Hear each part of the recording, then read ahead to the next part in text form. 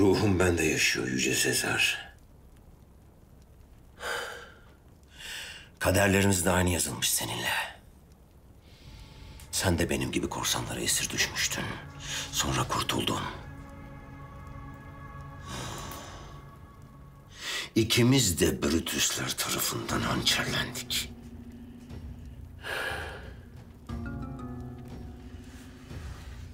Sen öldün ama ben senin ruhunu yaşatacağım. Ruhun bana yol göstersin diye Roma kartalını göğsüme damgalayacağım. Hainlerden, düşmanlarımdan alacağım intikamı bu damgayla diri tutacağım.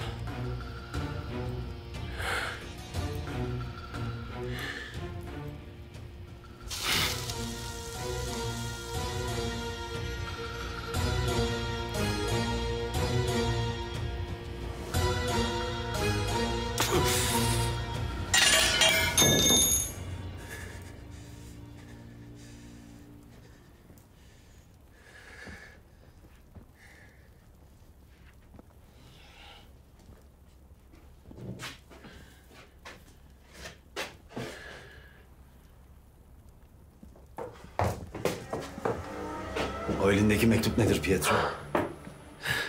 Bu ihanet yuvasında benim kutsal mücadeleme destek verebilecek kimse yok.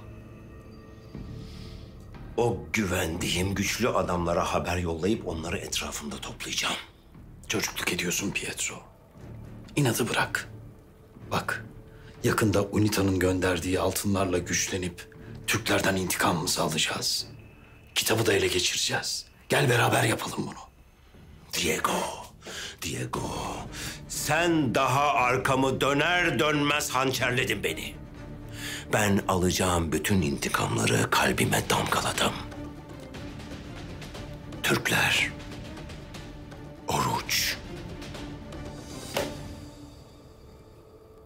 bütün hainler dahil.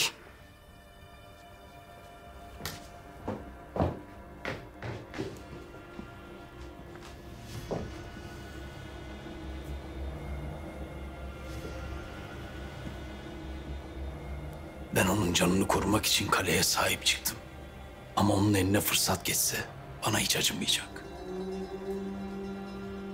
Ne yapmayı düşünüyorsun? UNITA'nın gönderdiği altınlar gelince onlarla en şiddetli silahlar yapıp güçlü bir ordu kuracağım. Kitabın kalan sayfalarını da ele geçirip Papa'ya göndereceğim. Pietro da o zaman sakinleşip kendine gelecek. Ve akıllanacak. İskenderiye'deki adamlarımıza söyle. Hızır'ın her adımını takip etsinler. Eksik sayfaları ondan alacağız. Kitabında sırrını çözecek kişiyi o bulduracak bize.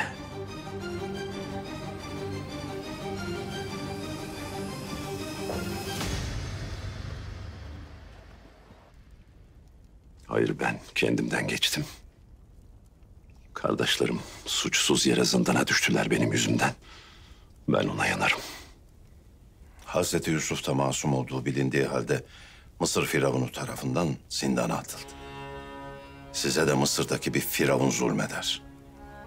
Lakin Hazreti Yusuf Allah'a güvendi, sabretti. Tevekkülü sayesinde kara zindanda dahi umudu diri kaldı. Size lazım gelen sadece sabır ve tevekküldür. Biz tevekkül etmesine deriz. Lakin dışarıda halletmemiz gereken mühim meseleler var. Benim adaya gidip kızı bulmam gerekir. Kitabı tamamlamam icap eder. UNITA bizden aldıklarıyla bizi vuracak. Onları tez vakitte durdurmak icap eder. Lakin bu kara zindanı önümüze bent yaptılar. Alemde hiçbir zulüm baki kalmaz. Kurtulacaksınız. Sabredin. Hazreti Yusuf zindandan çıktıktan sonra Mısır'a sultan oldu. Allah kendi yolunda gayret edenlerin emeğini zayi etmez. Oruç. Duyunca kahroldum. Nasıl yaparlar böyle bir zalimliği? Biri cinayeti şikayet etmiş. Delil yok ama herif bize kinli bir kere. Şikayetten tıktı bizi zindana. O şikayet edeni bir bulursam. Eğer isterseniz muhafızlardaki zindan anahtarını alabilirim. Böylece hemen çıkarsınız buradan. Rahat dur Ester. Ulaşma böyle bir şeye. Bizim alnımız açık. Elbet serbest kalırız. Biz de yardım edelim dedik. Ne dedik yani? Oruç. Ağam. Eğer benden şüpheleniyorsanız yemin ederim ben bir şey yapmadım. Kendim bu meseleyi içime gömmüşken niye şikayet edeyim ki? Kimsenin senden şüphe ettiği yok Despina. Müsterih ol. Hem senin acın sana yeter zaten. Beyhude yere kendini hırpalama.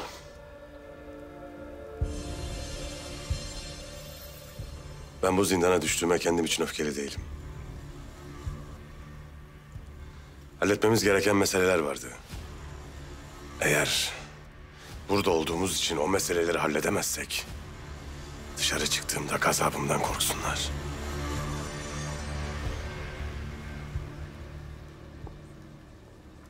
UNITA'nın gönderdiği altınlar Kalimnos'taki savaş için çok önemli. O yüzden yerine teslim edilinceye kadar hiçbir aksilik çıkmamalı. Yoksa hepimizi mahvederler.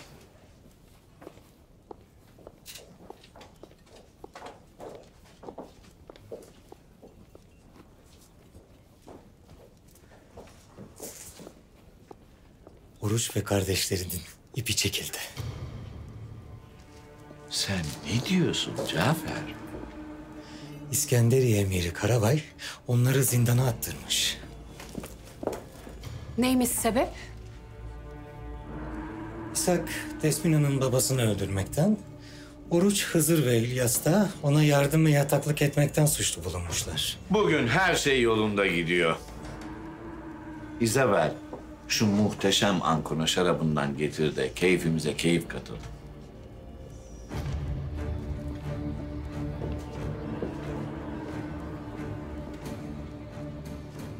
Efendim, Emir Karabay'a ben şikayet ettim.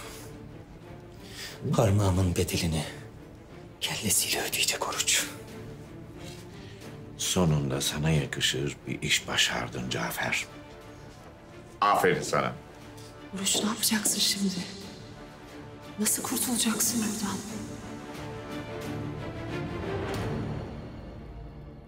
Fazla vaktimiz yok. Halledecek çok iş var. Söylediklerimi iyice düşündünüz mü? Başımız dik geldiğimize göre cevabımız belli. Tasmayı takacak başka birilerini bul.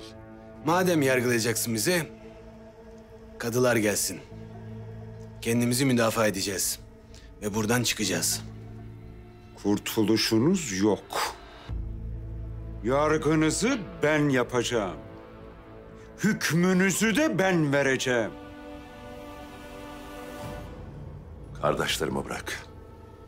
Cinayet ithamı benim üzerimdeyse sadece beni al. Zalimlik yapma. Kardeşlerin bir katile kol kanat germeden önce düşüneceklerdi. Hem İskenderiye'nin göbeğinde cinayet işleyeceksin, hem de dik başlılık yapacaksın. Siz kimsiniz he? Sen bizim kim olduğumuzu iyi bilirsin. Zaten onun için yok etmek istemez misin bizi? Ama bunun bedelini ödetmesini de biliriz. Önce yaptığınızın bedelini ödeyeceksiniz.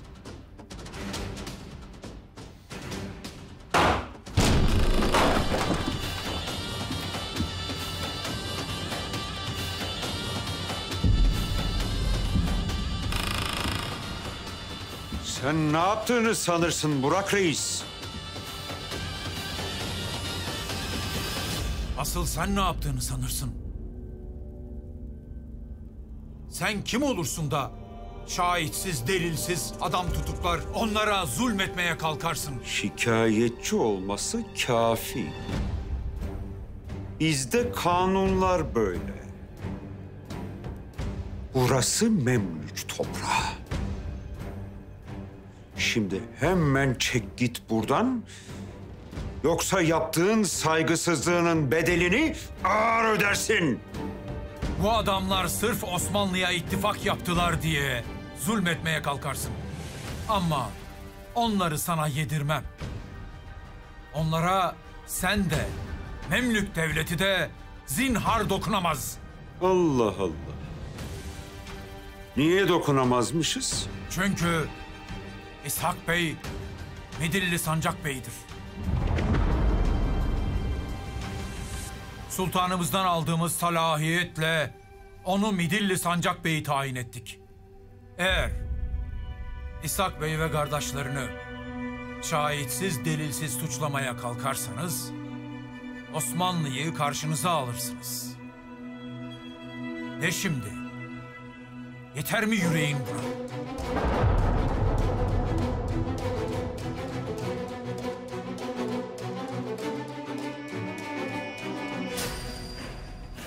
İyi o vakit. Madem Osmanlı onlara arka çıkmış, o zaman derhal defolup gitsinler İskenderiye'den. Onları İskenderiye'den göndermeye de gücün yetmez. Ben İskenderiye emiriyim. Ne istersem onu yaparım. Yapamazsın. Zira Oruç Bey de ondan gayrı İskenderiye'deki Osmanlı sefiridir.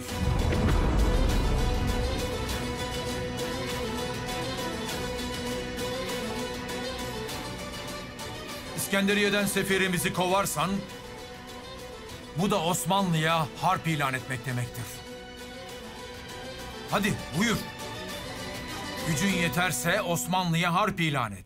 Sırf onları elimizden almak için yaptım bunları. Şimdilik siz kazandınız. Ama oyun daha bitmedi. Bu yaptığınıza pişman edeceğim sizi. Bize olan garezinden bizim omuz verdiğimiz adamları almaya kalktın. İstediğin kadar yap Karabay. Ama aklında bulunsun, bizden adam almaya kalkanın kellesini koltuğunun altına verip yollarız.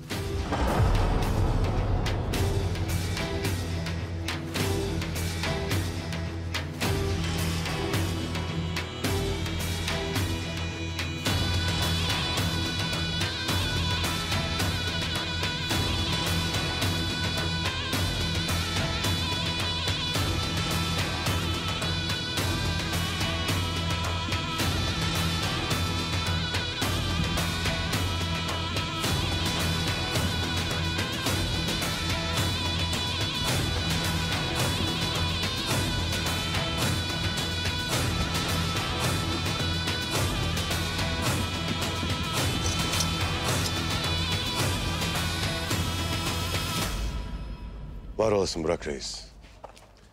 Sırf bizi kurtarmak için yaptım böyle bir şeyi. Sırf sizi kurtarmak için değil Oruç Reis. Zaten aklımdaydı bu.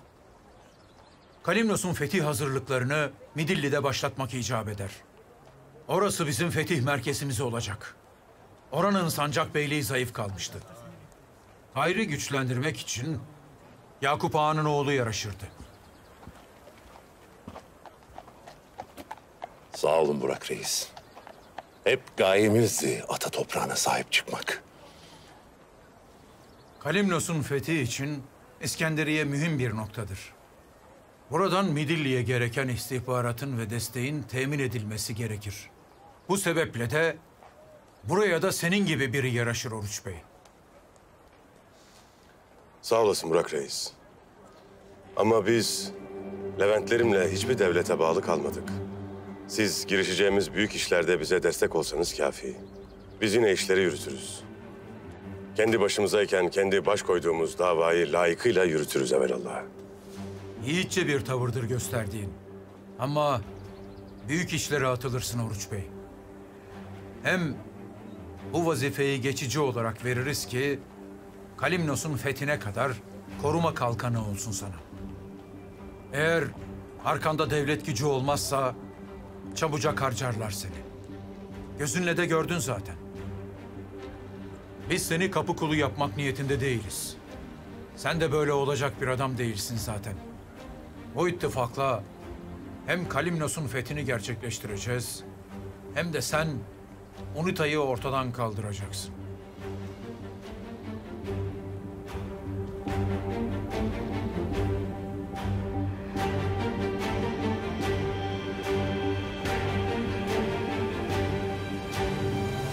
O vakit İshak Bey Midilli'ye gitmek için hazırlıklarını yapsın. Sen de gerekli hazırlıklarını yapasın Oruç Bey. Merasim için bekleyeceğim seni. Eyvallah Burak Reis.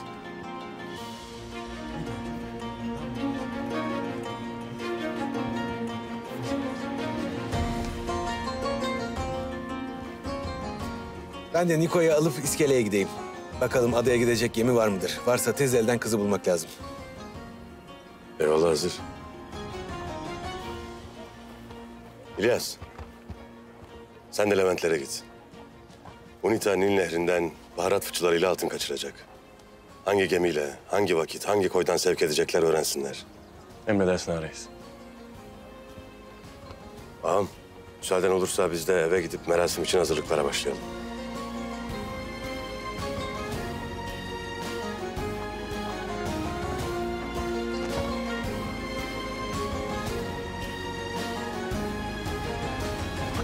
Delirdiniz mi siz?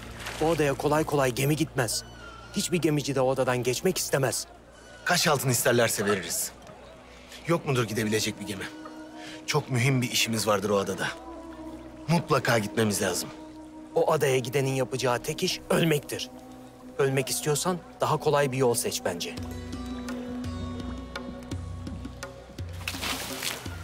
Gördün işte bak. Lanetliymiş kardeşim o ada.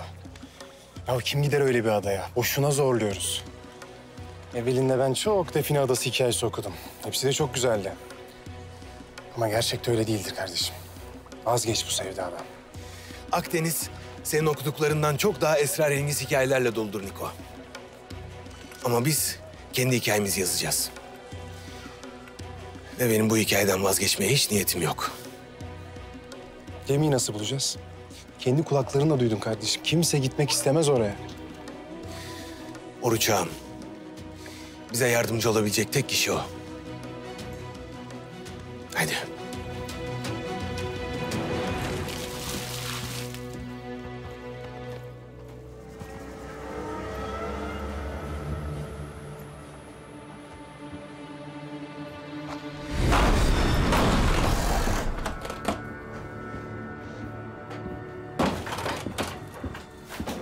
Hani bana istediğin bütün makam verecek gücüm vardı? Ha? Güya sefirliği biz alacaktık. Oruç çoktan almış gitmiş bile. Koskoca Kılıç Bey. Hiçbir şey yapamadın be. Hiçbir şey. Ağzını açıp tek kelime edemedin. Haddini aşarsın Şahin. Karşında babam vardır senin. Ne yapaydım yani? Koskoca Burak Reis'e hesap mı soraydım? Oruç Osmanlı ile bir olup küffar ordusunu perişan etti. Nasıl onun yerine sefirliği senin hak ettiğini söylerim ki? Bunların hepsi boş laf baba. Hepsi kuru laf. En az Oruç kadar ben de sefere çıktım. Ben de kan döktüm. Ben de küffarın canını aldım. Ama sen benim arkamda duramadın. Hala kendini kandırıp durursun. Sen bize yetmez oldun baba. Yetmez oldun.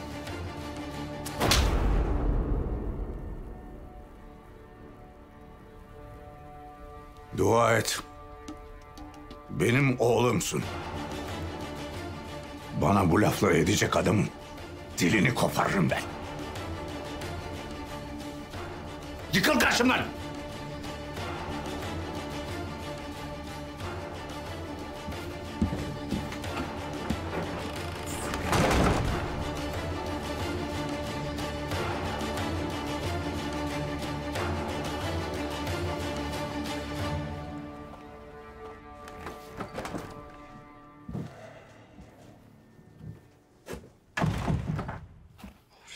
Despina. Nasılsın? Daha iyi misin? Sen yanımdasın ya. Elbet daha iyi olacağım. Sizi nasıl saldılar?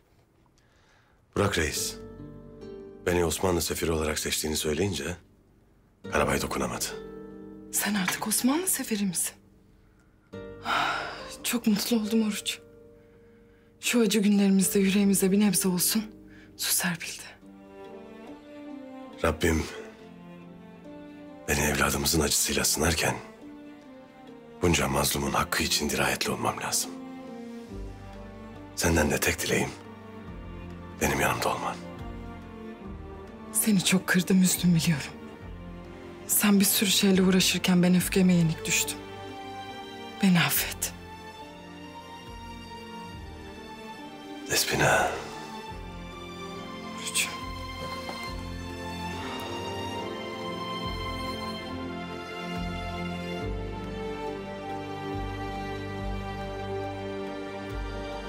Yunus'a Nil Nehri üzerinden baharat fıçıları içinde altın kaçıracakmış Leventler. Ares de tez vakitte hangi gemiyle, ne vakit, nereden indirip sevk edeceğini öğrenmek ister. Nehir nakliyatında koşturan ahbaplarımız var. Onlara belli etmeden sorar soruştururuz. Öğrenmemiz biraz vakit alacak.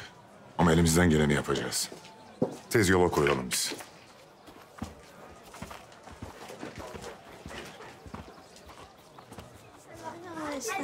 Hadi sen lütfen. Çocuklar, bugün hiç havamda değilim. Çocukları geri çevirmek senin gibi bir sirbaza yakışır mı Ester?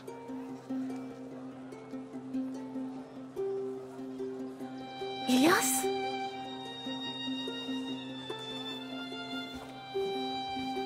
Serbest kalmışsın. Nasıl oldu bu? Sana alnımız dik çıkacağız demiştim. Ben de sonradan fikrin değişir diye anahtarı almıştım.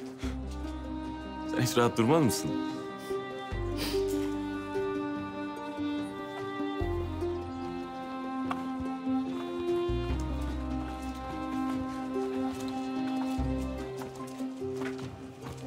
Sahi söylesene, nasıl çıktınız?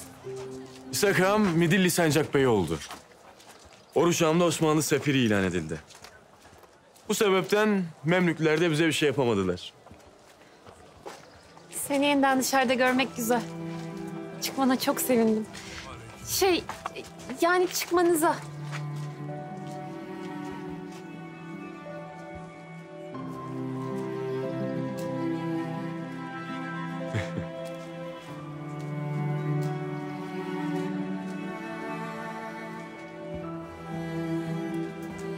Ben Oruç Ağam'ın seferlik merasimine giderdim.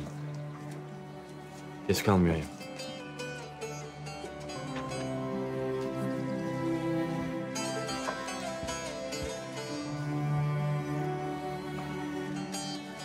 Çocuklar gelin bakalım.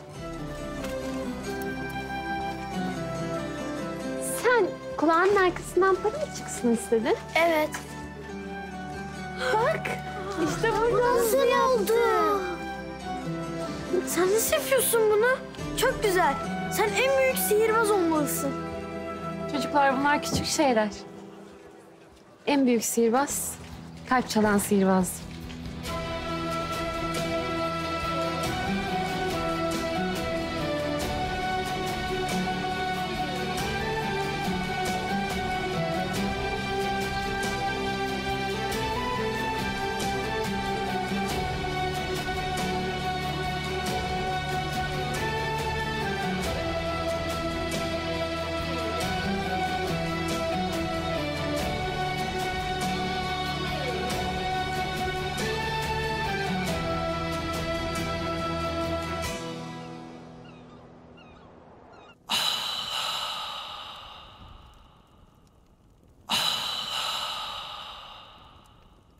Alemennehu la ilahe illallah.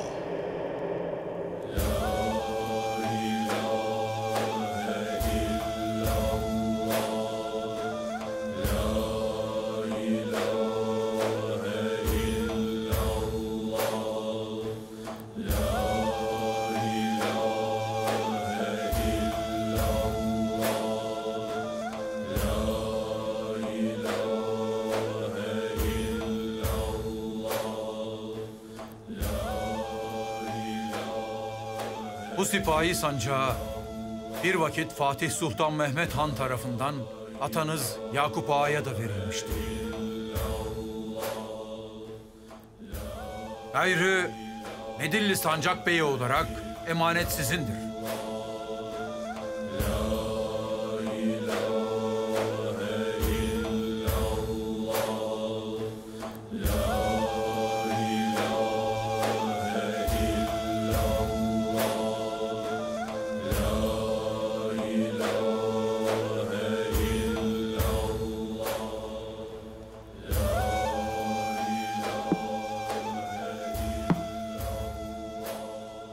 Tek saçaklı tuğ, devlet-i aliyenin namına Midilli'deki hükmünüzün alametidir.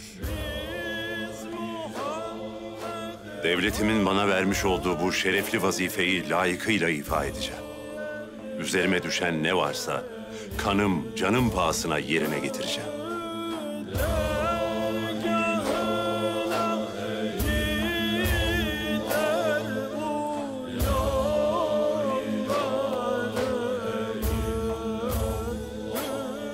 Bu ferman sayesinde devlet-i aliyenin kudreti İskenderiye'de senin müttefikliğinle temsil edilecek. Devlet-i Aliye ata ocağımızdır. Bize gösterdiği itimadın, tertip ettiğimiz ittifakın gereklerini layıkıyla yerine getireceğim. Bundan gayrı 7 deryaya hükmetmek için gayemiz bir, yolumuz bir, yüreğimiz bir olacak.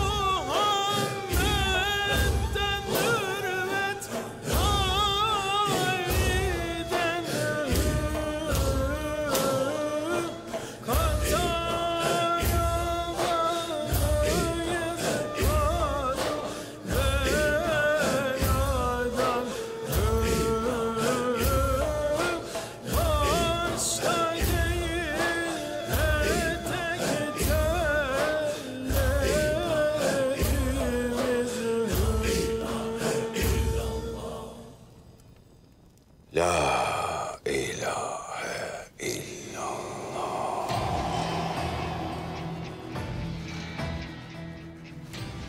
Hayaldi, hakikat oldu. Allah muvaffak etsin ağam.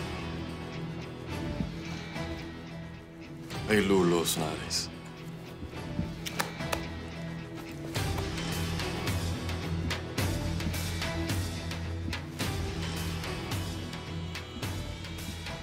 Devlet-i Aliye'nin gölgesiyle müttefik oldun. Senin de deryalardaki gölgen devlet gibi yüce olsun ağam. Eyvallah aslanım. Hayırlı uğurlu olsun ağam.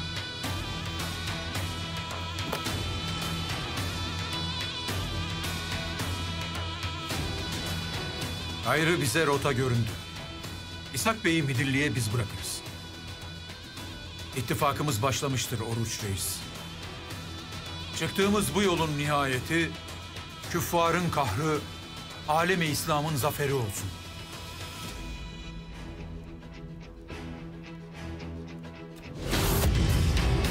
Amin.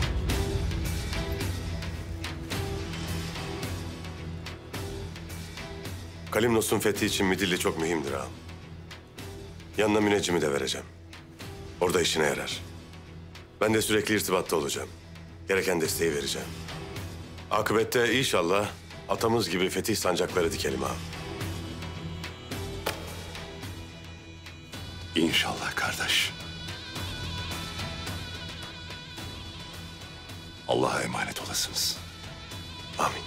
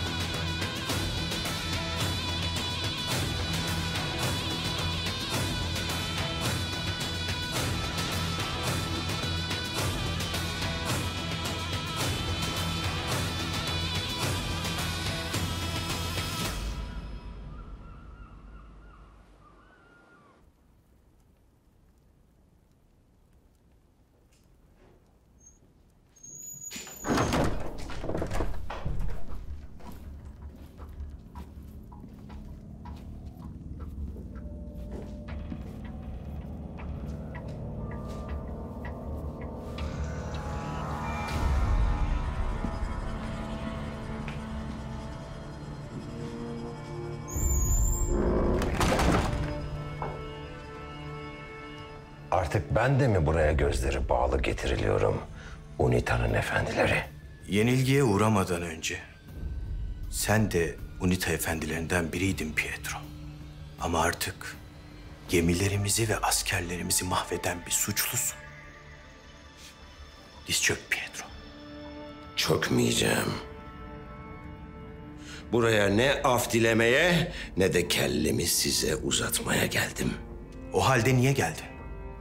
Cezanın ölüm olduğunu biliyorsun. Ben yenilmedim. Sadece bir savaş kaybettim. İntikam için ikinci bir şans almaya geldim. Sana neden ikinci bir şans verelim? Neden biliyor musunuz? Çünkü bu haritada gördüğünüz her yeri hükmümüz altına alabilmek için ben yıllarımı harcadım. Bu hacı dünyanın tepesine dikmek için kendimi feda ettim. Ömrüm boyunca savaştım, yaralandım, kan döktüm. Ölümlerden döndüm. UNITA için çabalamaktan adam akıllı kardeşimi bile arayamadım.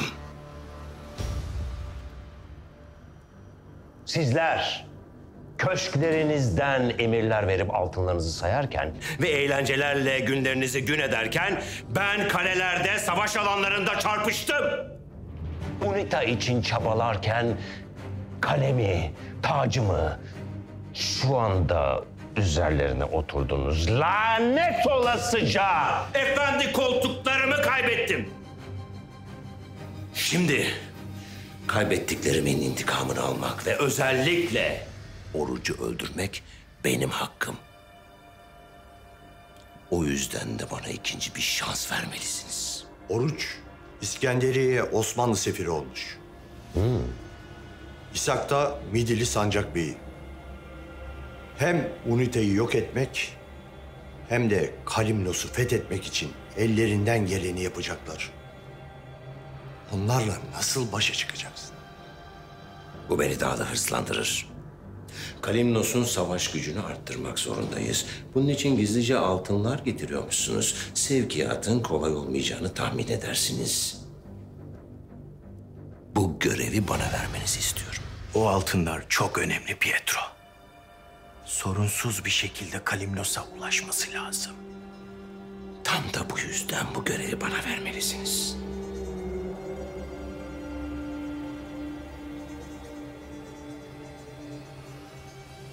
Pekala Pietro. İkinci şans ellerinde. Altınları sorunsuz bir şekilde Kalimnos'a ulaştırırsan yeniden UNITA efendilerin arasında olursun. Ama altınların başına bir şey gelirse kes hayatını kaybedersin.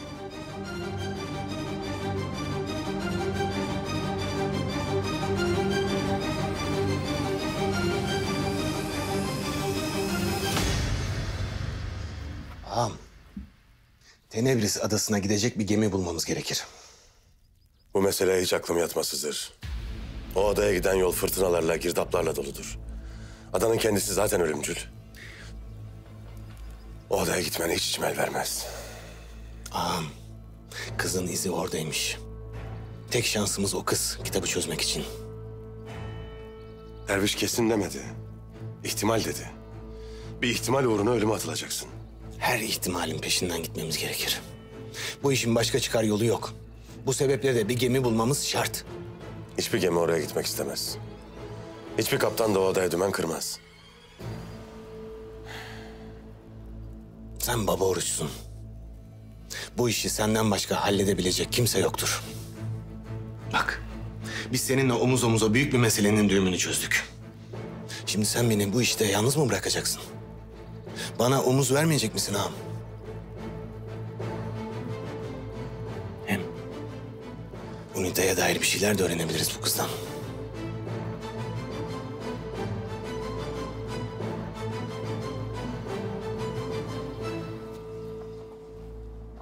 Maşallah. Koskoca mekanı da yetimhane diye tahsis etmişler. Kahire'deki yetimhaneler neyinize yetmez? İskenderiye'de de ihtiyaç vardı. Burada da yetimler var. Her yerde yetimler var. Devlet her yere yetimhane mi kurar? Çoğu Kahire'deki yetimhanelere getirilir. Onları devlet için, medrese için, ordu için yetiştirir. Ya siz ne yaparsınız? Emir Hazretleri bu... Yetim çocukların hiçbir şey yaptığı yok. Kahire'de onları istikbale hazırlar devletimiz. Emrimdir. Tez vakitte yetimhane kapatılacak, çocuklar da Kahire'ye gönderilecek.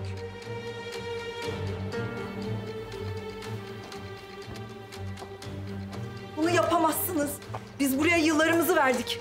Bir çırpıda kapatamazsınız. Emir Hazretleri, Zeynep Hatun haksız değildir. Bu yetimhanede çokça emek vardır. Hem çocukları da iyi yetiştirirler. Sen sus Hayrabay. Sizin gibilerin müsamahası yüzünden İskenderiye'de bu düzensizlikler oldu. 2 kadın bir başına ne kadar yetiştirebilir çocukları? Kahire'de gölgesinde olacak devletimizin çocuklar.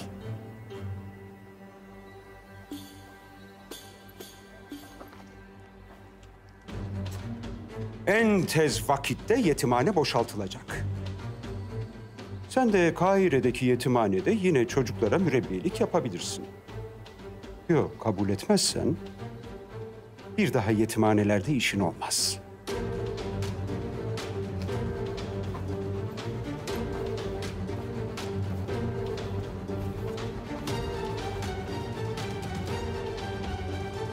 Zeynep.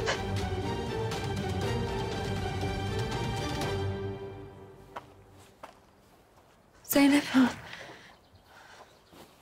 Çocuklar. Yemek saati. Hadi bakalım mutfağa. Yemek saati Hamzacığım. Hadi bakalım. Zeynep ne olacak şimdi? Ne yapacaksın? Çocukları bırakıp İskenderiye'de mi kalacaksın? Ben hayatımın gayesini bu çocuklar belledim Adelina. Ömrümü adadım. Hem Hamza'nın da peşinde sürekli adamlar var. Yine saldırdılar. Onları bırakmaya içim el vermez benim. O zaman sen de Kahire'ye gideceksin. Bilmiyorum. Aklım çok karışık.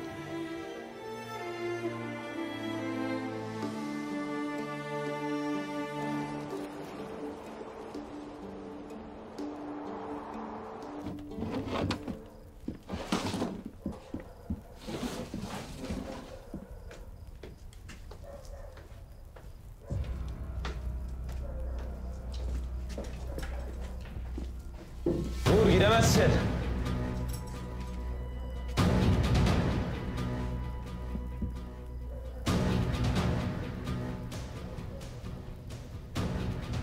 Tanımadınız mı beni aptallar? Tanıdık.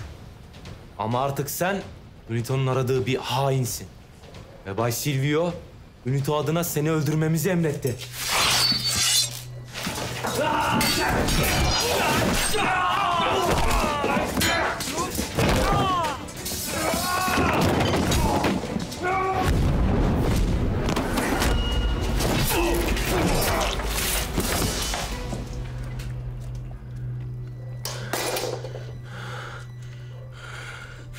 Arkadaşlarının ölüsünü yerden topla.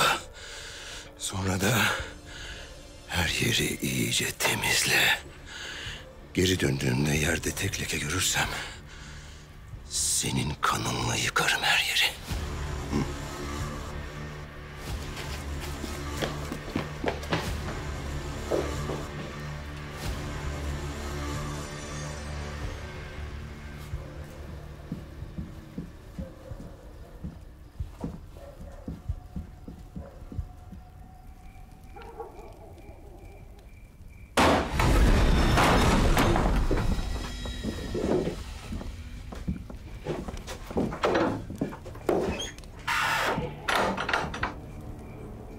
Pietro? Efendi gitti, Pietro mu kaldı sadece Silvio? Tabii. Ölüm emrimi verecek kadar cüretkar olursan bu kadar saygısız da olursun. Çok özür dilerim efendi Pietro. Ama Unita ölüm emrinizi vermişti. Yani ben ne yapabilirdim ki? UNITA bana bir şans daha verdi. Eğer bundan haberin yoksa aptalsın. Yok haberin olduğu halde ölüm emrini verdiysen o zaman da alçaksın ve ben her ikisinden de nefret ederim. Çok özür dilerim. UNITA'nın size ikinci bir şans verdiğini bilmiyordum. Affedin beni. Eğer beni öldürürseniz İskenderiye'deki en önemli elinizi kaybedersiniz. Davamız adına beni affedin. Davamıza. Biz davamız için savaşıyoruz, ölümlerden dönüyoruz Silvio. Ama sen burada hanında çalışan kadınlarla oynaşıyorsun. Ve ben böyle sapıklıkları hiç sevmem Silvio. Efendim Pietro, lütfen yapmayın. Efendim Pietro, kesmeyin. Özür dilerim. Yalvarıyorum size, söz veriyorum. Bir daha yapmayacağım. Söz veriyorum. Hı?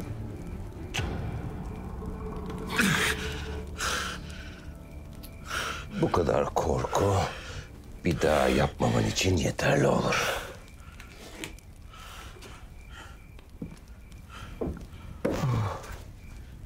Nil Nehri'nden gelen altın fıçıları ne alemde? Sabah koya yanaşacaklar. Hangi koy olduğunu haber verecekler efendim. Niçin sordunuz? UNITA sevkiyat görevini bana verdi. Bu işi sorunsuz halletmemiz lazım, anlıyor musun? Çok şeyimi kaybettim Silvio. İtibarımı, makamımı, tacımı, kalemi. Ve bütün kayıplarımın büyüklüğünde alacağım bir intikam var. Özellikle de Oruç'tan. Yalnız... Efendi Pietro... Oruç İskenderiye'de Osmanlı sefiri oldu. Bundan sonra onunla uğraşmamız daha zor olacak. Sen böyle şeylerle kafanı yorma Silvio. Öyle bir adam çağırdım ki Oruç'a İskenderiye'yi dar edecek. Kimmiş bu adam?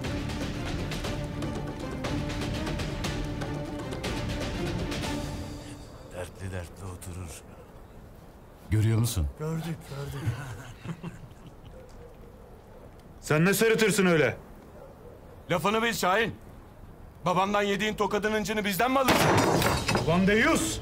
Sen benim babamdan tokat yediğimi nereden uydurursun? Bilmeyen mi var? Hemen yayılır İskenderiye'ye, bilmez misin? Eline hakim ol. Yoksa seni de ezeriz. Sen mi ezeceksin beni? Ha? Cevap ver. Sen mi ezeceksin beni? Sen beni nasıl ezecekmişsin ha? Bir göster bakayım, nasıl ezecekmişsin?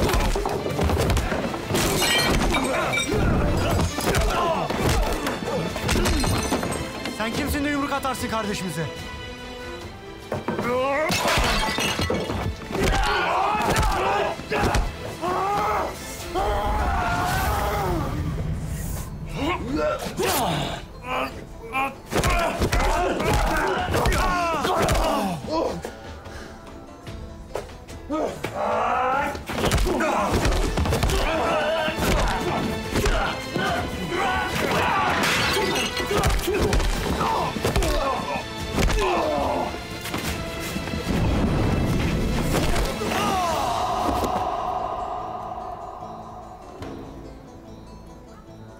Alın leşinizi de defolun gidin buradan.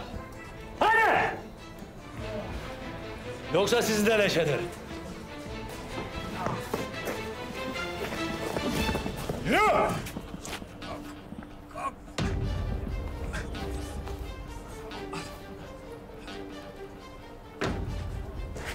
Eyvallah.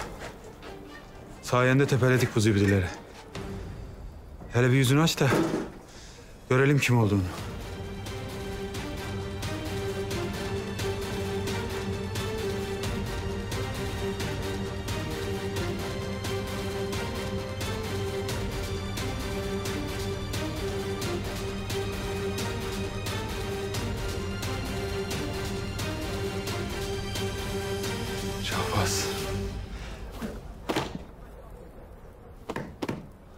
Kardeşim. Abim. Dönmüşsün baba ocağına. Maşallah. Aslan gibisin. Bacımız nerede? O sonra gelecek abi. Abim, ben işittim ki İskenderiye'de itler kopuklar hüküm sürer olmuş. Hatta babamız Kılıç Bey onların arkasında dururmuş. Seni dahi onlar için ezermiş. Doğru duymuşsun.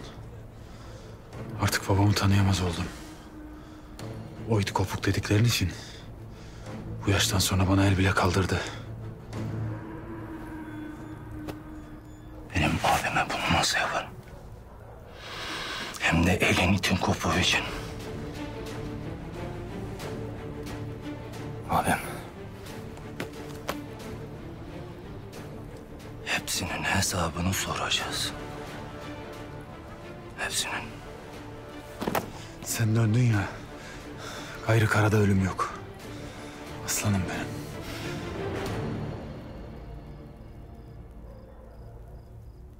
O adaya gitmek ölüme gitmek gibidir. Dalgaları fırtınaları aşsan bile ölüm kol gezer. Benim diyen korsan dümen kırmaz oraya. Biz bunları bilerek geldik buraya zaten Kılıç Bey. Gidersem ölüm bir ihtimaldir. Ama gitmezsem nice masumun istikbali mevzu bahistir. Sen bize bir gemi tahsis et, kafidir. Hızır dediklerinde haklıdır Kılıç Bey. Burak Reis UNITA'dan el koyduğu gemileri Alanya'ya yollamasaydı gemiyi ondan tahsis edecektik. Lakin şimdi gemi isteyeceğimiz bir tek sen varsın.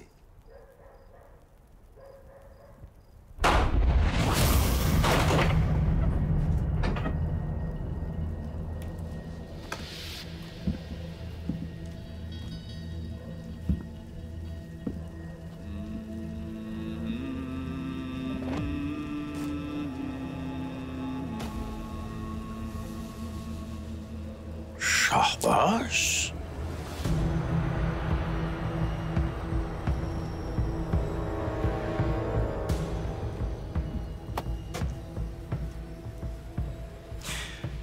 Yıllar sonra baba ocağına dönen oğlunu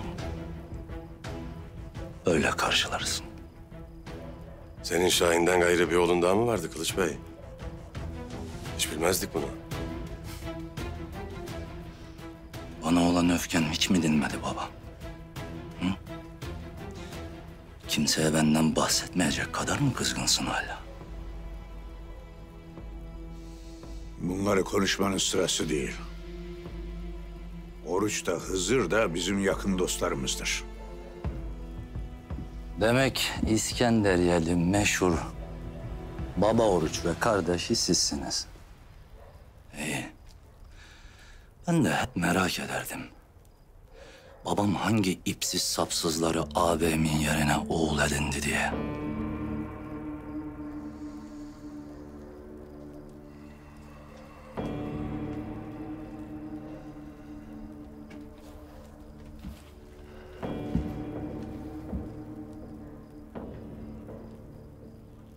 Bismillah der demez ağzından işler saçmayasın. Yeni geldin. Bilmezsin beni. Tanış olmayız diye bir şey demem.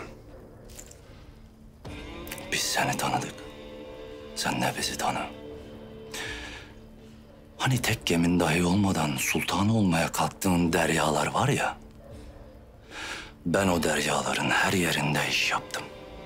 7 deryada adım namım bilinir. Ne babam gibi yüzü yumuşak, ne de korsan paçavraları gibi ezik belleme beni. Şahbaz. Hadi ağam biz gidelim. Belli ki bunun yelkenleri kopmuş. Bizim gazabımızda alabora olmasın. Ben sizin gemi işinizi halledeceğim.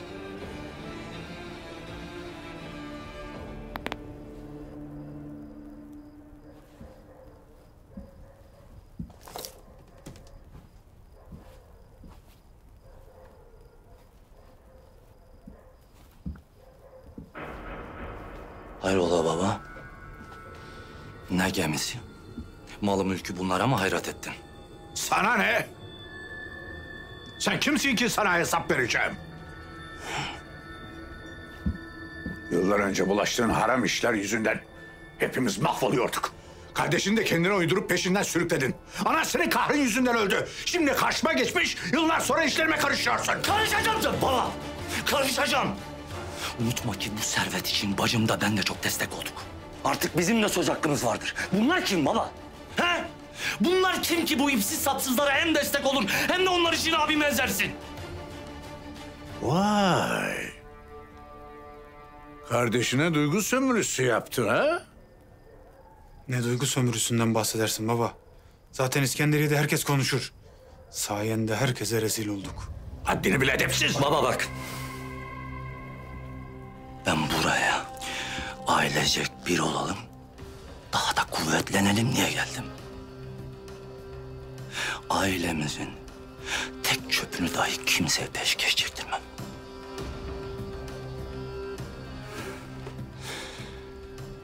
Bundan böyle tek söz sahibi sen değilsin. Ben de buradayım.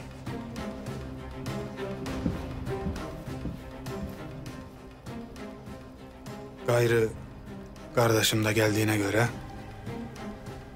yeni bir devir resmen açılmıştır. Sen istesen de istemesen de eski devran yıkılacak. Baba.